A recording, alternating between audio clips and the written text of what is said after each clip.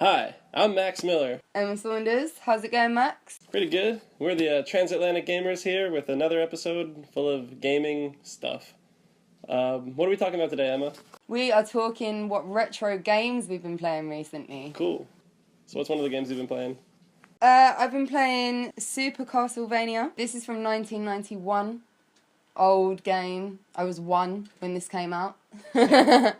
It's a remake of the original, which was on the NES, just Castlevania. I actually had that as a kid on NES. I used to play it quite a lot. Not as much as I played Mario, because I was little. But yeah, it was a lot of fun. It consists of like 11 levels. You play as a guy named Simon, and essentially you are roaming through this castle trying to defeat Dracula and his demon army. You start off with 3 lives, so it's pretty old school, nice and hard. The levels are really long, actually, which is a lot of fun. Your main weapon is a whip, which you can use to like grapple. You can shoot with your whip in like numerous directions. You can also like hold the whip button and hold Simon's arm out and do this weird like flappy thing with your whip. It's actually pretty hilarious. And yeah, you can have sub-weapons as well, so you don't just have to use the whip. Soundtrack is amazing. It's just overall a really, really good game. Just great. I recommend it to anyone that has a SNES. Get it now. It's pretty expensive though, so maybe try and find someone that already has it, and that would be ideal. Well, do you know anything that they've done differently, like from the NES version to the SNES version? Like, what makes it super? Just overall, like, making it look much nicer. I mean, it was a lot more blocky and squarey. I mean, they've done a lot of games that were on the NES and then redone them for the SNES, and you'll just notice there's a lot more background stuff going on, so instead of it just being lacking in detail, there's quite a lot of stuff going on in the back, but overall, I mean, there's not massive changes, just it looks a lot better. Miller, tell me about one of your games. Yeah, I've been playing this game for the Dreamcast called Omicron, the Nomad Soul. It's the first ever game from Quantic Dream, which are the people behind Detroit, which is coming soon, that we were freaking out about in the last episode, and other games like Heavy Rain, Beyond Two Souls, written by the mastermind himself, David Cage. Yeah, this is a really interesting game because all these games have had these huge ideas and are very conceptual, but this game came out at a time where the hardware wasn't really strong enough to handle it. So, you know, it's a really high concept game, it's really interesting, really intense, but it's almost unplayable on the Dreamcast because it's just kind of too good for its time. It takes place in this alternate reality world called Omicron. When you start the game, you playing the game is part of the game. So when you start the game, it's suddenly like you enter this world and are taking over the mind of a person in that world. And someone is talking to you saying, like, we need you to help save us.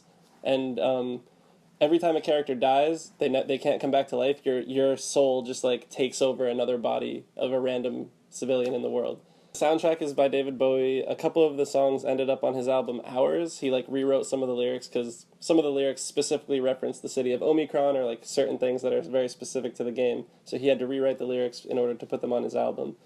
He also appears in the game like a very pixely version of David Bowie's face. He plays a character in this band called the Dreamers, who if you go into a random bar, they're like playing an illegal concert in there. And then he also plays a character called Boz, who's like this digital, like, techno-anarchist, like, anti-government leader. So it's just a super strange game. It has all sorts of play styles, so there's third-person elements where you're walking around the city, there's first-person where, you know, kind of like Halo or whatever, you know, you're just shooting people. There's sort of, like, Tekken-style, like, side-by-side fights. It just jumps all sorts of genres, and it really tries to pull you into this world, but again, like, I can't stress enough how, like, nearly unplayable it is, but it's, like, it's so interesting and cool that it's worth the slogging through, but I'm having a lot of trouble, you know, just basically walking in a straight line in this game. Wow. So really you have to struggle to do anything then? Yeah, I mean, you know, like, you kind of eventually you get used to to the limitations and just accept that that's part of the challenge. But like, I would love to see it kind of remade today, because I think, you know, if it came out today, it would actually function a lot better and be a lot smoother. But it had a lot of interesting ideas. There's one bit where to get around the city, you can like call a car like via an app on your like wrist thing, but that's basically Uber. You know, that was Uber, but this game is from 1999, so like they're way ahead of its time. It was meant to be a Shenmue killer. That was the other, you know, big Dreamcast game, Shenmue, where it's like they wanted you to feel like it's the real world, but instead of feeling like you're in Tokyo, they wanted you to feel like you're in this fictional dystopian future of Omicron. So that's been past couple months. I've been trying to work my way through that. After David Bowie passed away a few months ago, I think GOG.com was offering it as a free download for the PC version. I'm not sure if they still are, but if they're not, I think it's only about $10 on Steam or anywhere online. Definitely worth checking out, just to, if you're a completionist of Quantic Dream games, or if you like David Bowie, or if you like dystopian sci-fi. Like, it's an interesting chapter in all of those stories that's worth checking out. Cool, man. It sounds really cool. Yeah, it sounds great. It's bizarre. But still, definitely worth looking at, like a piece of art. Yeah, exactly. It's a piece of art. It is. David Cage would be happy to hear that. So what else have you been playing? Other SNES games? Yeah. Actually, yeah, I have. I've been playing Secret of Mana. So I love this game. It's really good. It's from 1993. It's developed and published by Square, so they're the people that made all the Final Fantasies. You follow 3 heroes that you name and you can switch between. You can also play like as multiplayer, so with up to 2 other people, and they can drop in and out whenever they want to. So that doesn't actually affect the game in any way. You don't have to go back to the main menu in order to play as multiplayer, which is really cool. It's quite unique to the game, actually. It's often compared to Zelda because of its like top-down style, and also you have like a lot of dungeons and it's like quite open-worldy, so it gets compared to that a lot. Also you have like multiple weapons and armor choices, which is really cool, but you don't actually see them wearing the different armor, which is a little lame, but it helps with your strength and all that kind of stuff. Like, essentially the main point of the game is you start off as one of the characters that you play as, a young boy. Again, you name him, so he has no name for now. He is like wandering around. He stumbles across this sword, which is like embedded into a rock. He decides that it's going to be a good idea to pull this sword out, and in turn he unleashes all these like monsters. He doesn't mean to, bless him. It's an accident, you know. These things happen. So anyway, everyone's mad at him. The whole village is angry. You know, he's released all these monsters. Somebody notices that this is a mana sword, and that you need to find all the mana seeds in order to restore the sword's magic and in turn save the world.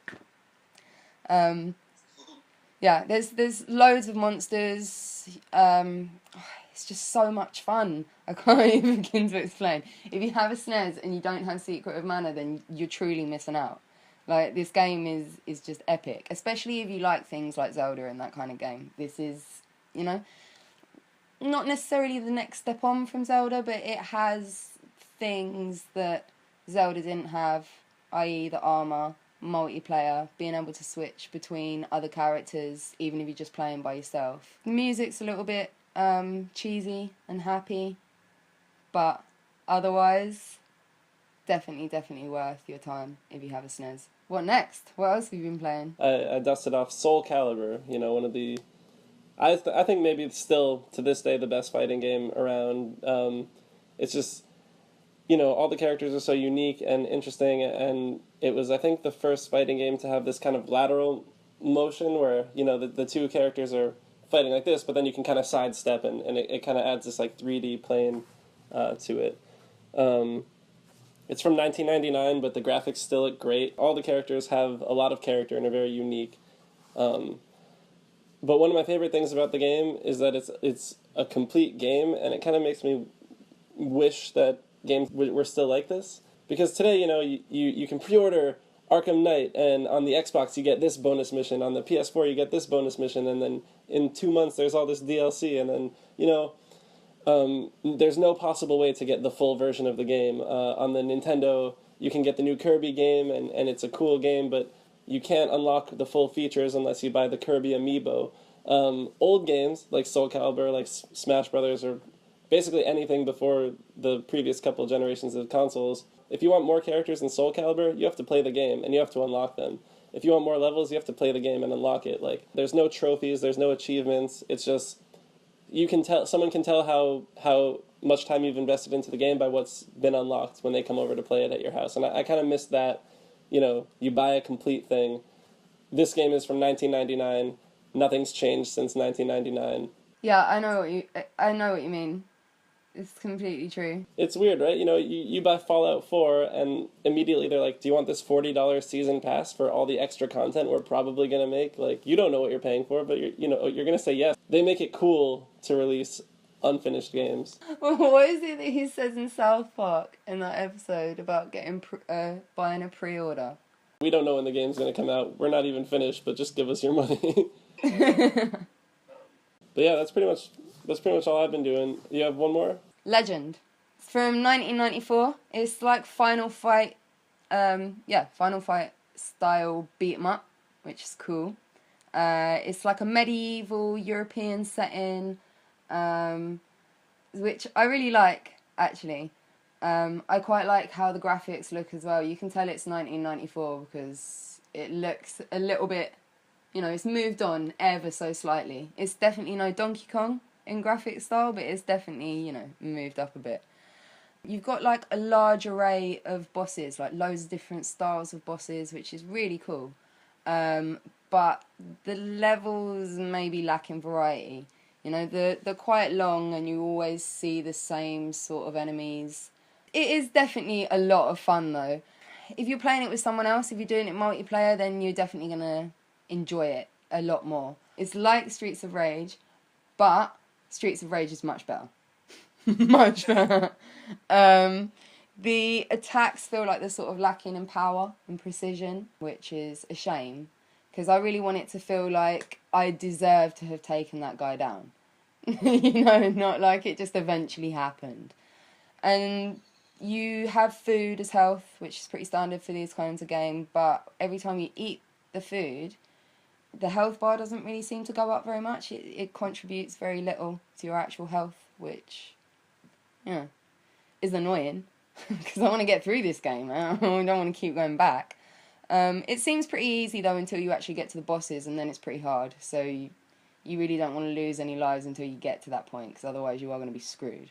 It's really difficult to figure out how to use the magic at first. So if you have Legend and you're playing it on SNES and you want to know how to use the magic, it is A and X button together. Just so you know. I've had great fun cracking through it, but that's because I've been playing it with somebody else. If I was playing it by myself, I probably would have put it down a lot sooner. But it's really cool. I definitely recommend checking it out. I think it's quite cheap. Unlike the other two SNES games that I've mentioned, I think like Castlevania's, I think 90 to like 160 quid complete. Mana is, around the same sort of price. But Legend, I think, is about 20 quid for the cart. So it's not too bad, I guess 40 quid complete. Sweet. Well, those are just some of the retro games we've been playing lately. We'll be back with all sorts of stuff in the coming weeks, so stay tuned. Let us know in the comments what retro games are your favorites or what you've been playing, and like, subscribe, comment, share it with your friends. Do the whole thing. We're the TransAtlantic Gamers, and we'll talk to you soon.